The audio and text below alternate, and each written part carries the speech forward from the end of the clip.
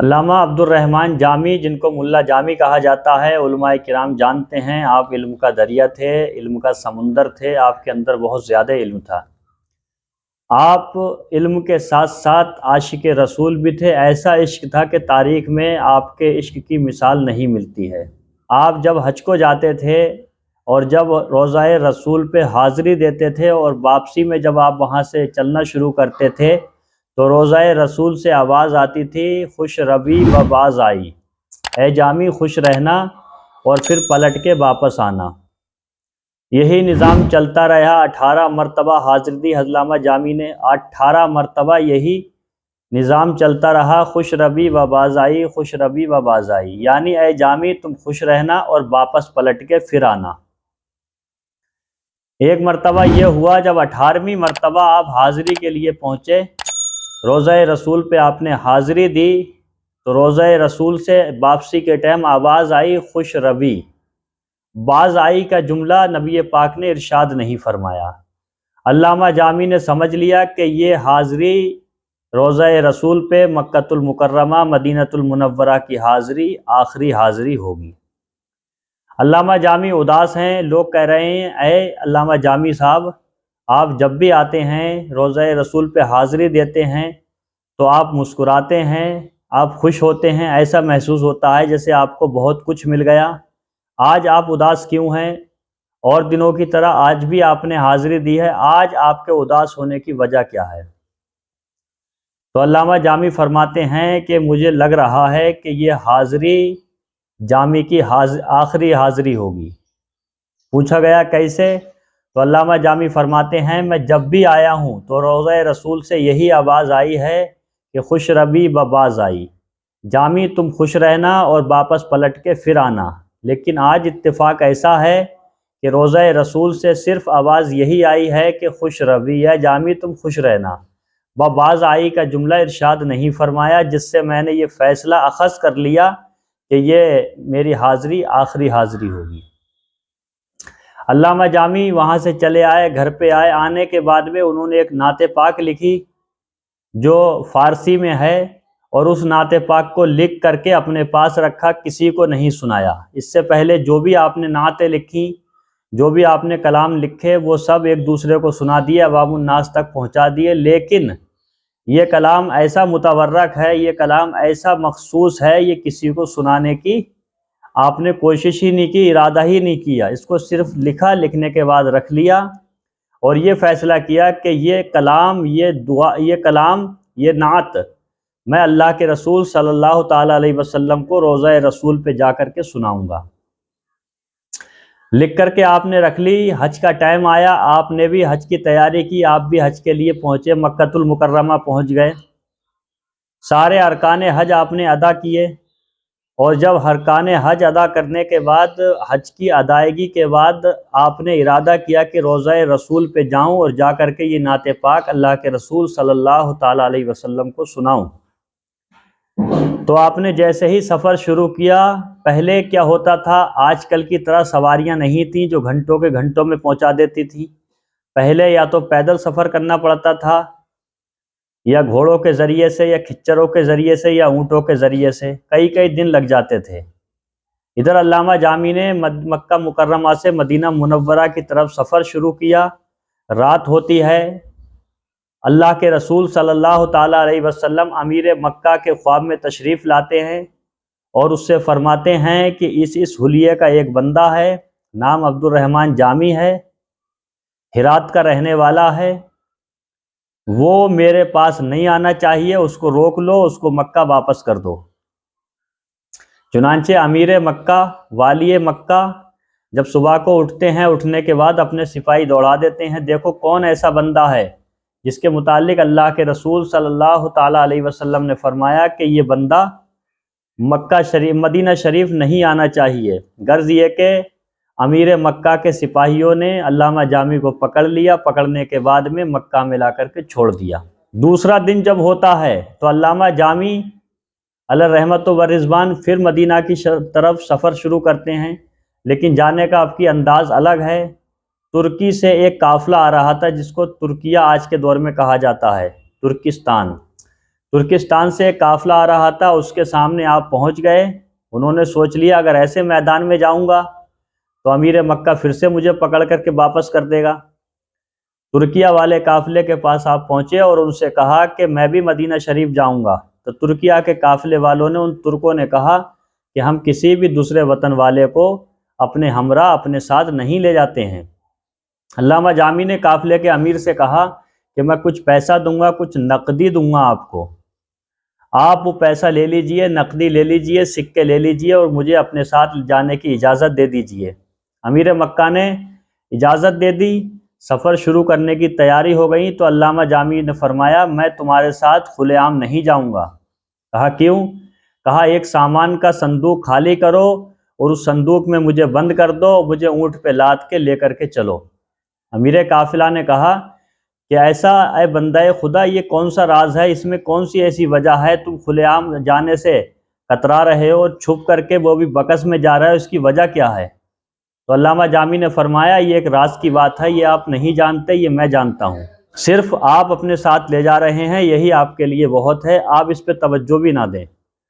امیر قافلہ نے کہا چلو ٹھیک ہے، مان لیتے ہیں، کوئی ایسی بات نہیں ہے، آپ صندوق میں بیٹھ جائیے، صندوق بند کر دیا جائے، بند کرنے کے بعد اونٹ پہ لاد دیا گیا، غرض یہ کہ سفر شروع ہو گیا۔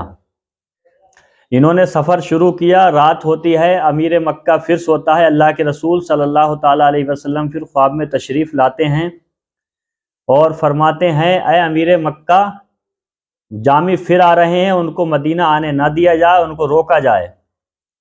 صبح اٹھتے ہیں امیر مکہ، پھر اپنے سپاہیوں کو دوڑاتے ہیں، سارے قافلوں کی تلاشی لی جاتی ہے، اس قافلے کے پاس بھی سپاہی آتے ہیں اور جھاڑا لیتے ہیں، کوئی چیز نظر نہیں آتی ہے کہ یہاں تو علامہ جامی ہے ہی نہیں، لیکن اللہ کے رسول نے فرمایا غرض یہ کہ سپاہی کہتے ہیں امیر مکہ کہتا ہے اپنے سامان کی تلاشی دیجیے۔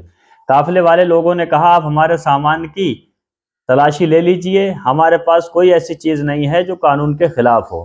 غرض یہ کہ جب سامان کی تلاشی لی گئی تو ایک بکس جب کھولا گیا تو اس میں علامہ جامی برآمد ہوئے۔ علامہ جامی اس میں لکھے، امیر مکہ نے کہا میں نے آپ سے کہا تھا کہ اللہ کے رسول صلی اللہ علیہ وسلم نے منع فرمایا ہے، تم مدینہ نہیں جا سکتے، پھر بھی تم چلے گئے۔ غرض یہ کہ امیر مکہ نے ان کو پکڑ کے قافلے سے جدا کر کے مکہ میں لا کر کے چھوڑ دیا۔ جب تیسرا دن ہوتا ہے، عاشق رسول ہیں، نبی پاک سے سچی محبت کرتے ہیں، بغیر مدینہ جائے کیسے رہ سکتے ہیں؟ تیسرا دن ہوتا ہے، علامہ جامی پھر مدینے کی طرف سفر شروع کرتے ہیں، لیکن آج کا انداز سب سے الگ ہے۔ ایک بکریوں کا ریوڑ جا رہا تھا، چرواہے کے پاس پہنچتے ہیں، اس سے کہتے ہیں میں تمہارے ساتھ تمہاری بکریوں کے ساتھ میں روضہ رسول پہ جانا چاہتا ہوں۔ چرواہے نے کہا کوئی حرج کی بات نہیں ہے، آپ جا سکتے ہیں، چلیں ہمارے ساتھ۔ غرض یہ کہ چرواہے کو کچھ آپ نے سکے دیے اور چرواہے کے ساتھ چلنا شروع کیا، لیکن چلنے کا انداز، چلنے کا طریقہ کچھ الگ تھا۔ چلنے کا انداز آپ کا یہ تھا کہ آپ نے بھیڑ کی کھال اپنے اوپر اوڑھ لی یا بکری کی کھال اوڑھ لی، اور جس طریقے سے بھیڑ بکریاں چلتی ہیں اس طریقے سے آپ چل رہے ہیں۔ اب مدینے کی طرف سفر شروع کر دیا، رات ہوتی ہے، امیر مکہ پھر سوتا ہے، اللہ کے رسول صلی اللہ علیہ وسلم ارشاد فرماتے ہیں کہ امیر مکہ جامی پھر آ رہے ہیں، میں نے تم سے کہا تھا کہ ان کو روکا جائے۔ چنانچہ صبح ہوتی ہے، امیر مکہ فوراً اپنے سپاہیوں کو، اپنے لشکریوں کو بھیجتے ہیں، ایک گھوڑے والا دوڑاتا ہوا گھوڑا چلا آتا ہے اور بکریوں کے ریوڑ سے کہتا ہے، بکریوں کے چرواہے سے کہتا ہے کہ اپنے ریوڑ کو یہیں روکو، بکریوں کو یہیں روکو، بھیڑوں کو یہیں روکو۔ کہا کیا بات ہوئی؟ کہا بات یہ ہوئی کچھ تلاشی لینی ہے۔ کہا ٹھیک ہے، ہم تلاشی دینے کے لیے تیار ہیں، آپ تلاشی لے سکتے ہیں۔ غرض یہ کہ جب بھیڑوں کی تلاشی لی گئی تو اس میں علامہ جامی برآمد ہو گئے، علامہ جامی پکڑے گئے۔ جب علامہ جامی کو پکڑ لیا، امیر مکہ کی خدمت میں پیش کیا، امیر مکہ کو جلال آ گیا اور کہا تو کیسا انسان ہے، کتنا بڑا گناہ گار ہے، کتنا بڑا سیاہ کار ہے، میں تجھ کو 3 مرتبہ پکڑ چکا لیکن تو پھر بھی مدینہ جا رہا ہے، کوشش پہ کوشش کر رہا ہے۔ اللہ کے رسول نے جب منع فرما دیا کہ تو مدینہ نہیں جا سکتا تو پھر مدینہ کیوں جا رہا ہے؟ تو کتنا بڑا گناہ گار ہے، کتنا بڑا سیاہ کار ہے، کون سا ایسا تو نے گناہ کیا ہے جس کی وجہ سے اللہ کے رسول صلی اللہ علیہ وسلم تجھ سے ملاقات کرنا نہیں چاہتے ہیں، تجھے اپنا دیدار کرانا نہیں چاہتے ہیں؟ غرض یہ امیر مکہ نے کافی کلمات کہے اور آپ کو جیل میں ڈال دیا۔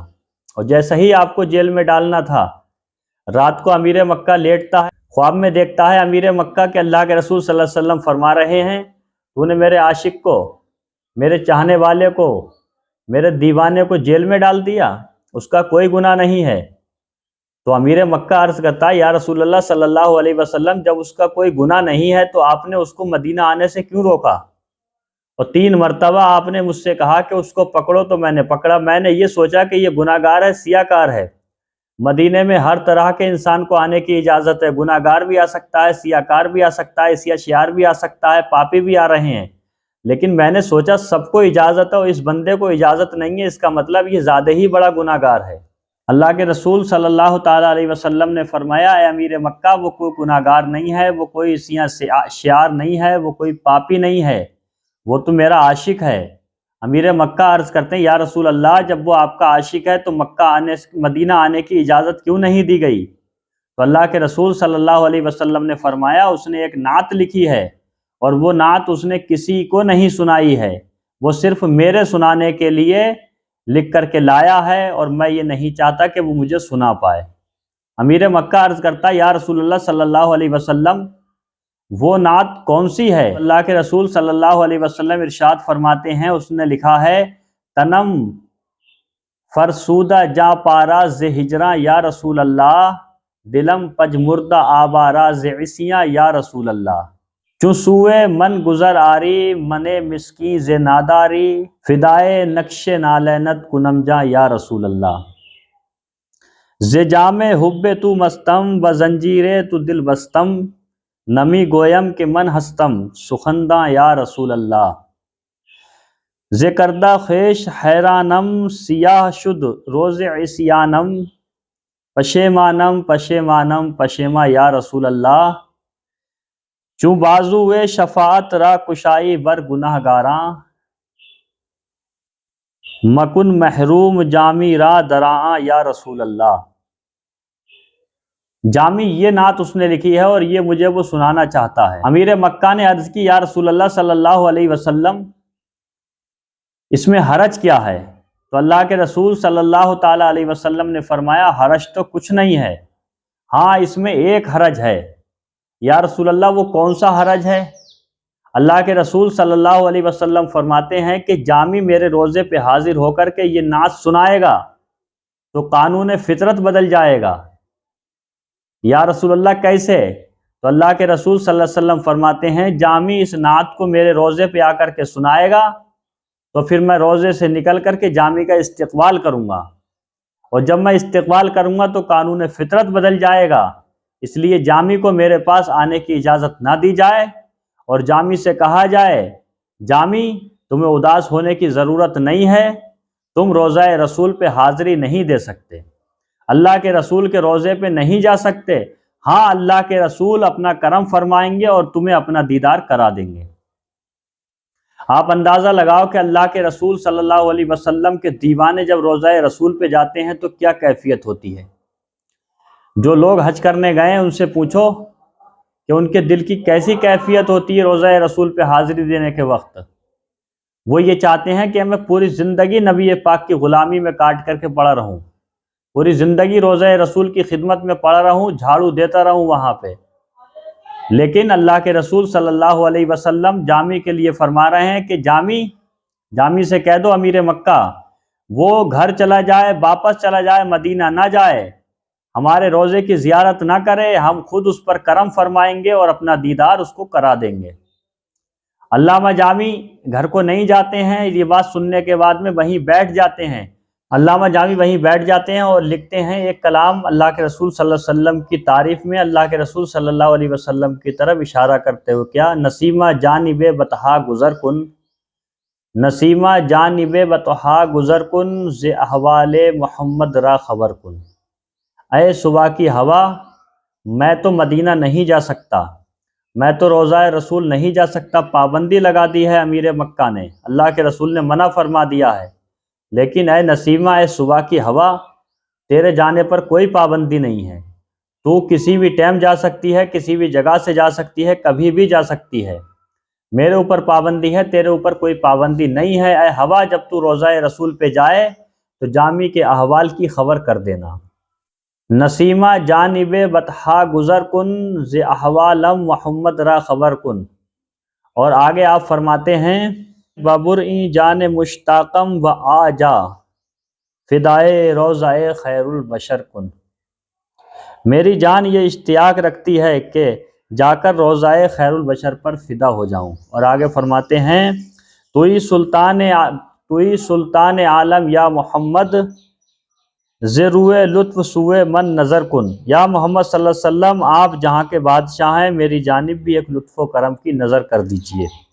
اور مکتے میں فرماتے ہیں مشرف گرچہ شد جامی ز لطفش، مشرف گرچہ شد جامی ز لطفت خدایا این کرم بارے دیگر کن۔ جامی کو اگرچہ شرف حاصل ہے، اس پر لطف ہوا، اے خدایا یہ کرم بار بار کر دے۔ مطلب یہ علامہ جامی علیہ الرحمت و رضوان کو جب روک دیا گیا تو آپ نے وہاں پہ یہ کلام پیش کیا۔ کلام پیش کرنے کے بعد آپ واپس تشریف لے آتے ہیں، یہ ہے آپ کا عشق۔ اب آپ اندازہ لگاؤ کہ روضہ رسول پہ جب انسان کھڑا ہو کر رسول پاک کی بارگاہ میں سلامی پیش کرتا ہے تو اس سے زیادہ خوش وقت انسان کوئی نہیں ہو سکتا۔ اور اس سے علامہ جامی کے مقام کو بھی پتہ چلتا ہے کہ آپ اللہ کے رسول صلی اللہ علیہ وسلم سے کتنی محبت رکھتے تھے کہ اللہ کے رسول نے منع فرما دیا، پھر بھی آپ نے ہواؤں کو مخاطب کر کے کہا کہ جا کر کے میرے حالات کیسے پیچیدہ ہو گئے ہیں، میرے حالات کیسے بکھرے ہوئے ہیں، اللہ کے رسول کو یہ جا کر کے بتا دو۔ یہ علامہ جامی کا عشق رسول میں ڈوبا ہوا واقعہ تھا۔ آپ کو کیسا لگا کمنٹ میں آپ بتا سکتے ہیں۔